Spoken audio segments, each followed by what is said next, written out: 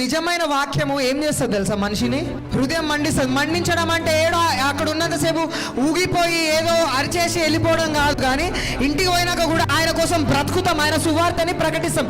శిష్యులు అందరినీ ఆయన వాక్యం ఏం చేసిందంటే మండించిందంట. మండించినందుకే శిష్యులు అందరూ కూడా మనం చూస్తే ఆయన కోసం హతసాక్షులు అయినారు ఉంది బైబిల్లో. ప్రతి ఒక్కరిని చంపేసినట్టు హతసాక్షి లేరంట.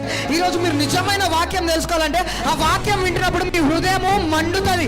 దేవుని కోసం ఏదైనా చేయాలరా అనిపిస్తుంది. అరే దేవుడు ఎంత గొప్పోడురా అని అర్థమవుతుంది మనకి.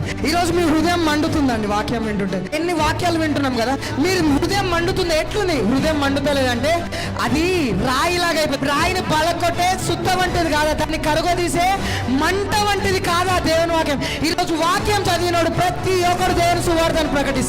దేవుని కోసం బ్రతుకుతాడు. లోకం కాదు, మనుషులు కాదు, నాకు ఇదొద్దు, నాకు ఆయననే కావాలి. ఈరోజు హృదయం మండుతుందండి.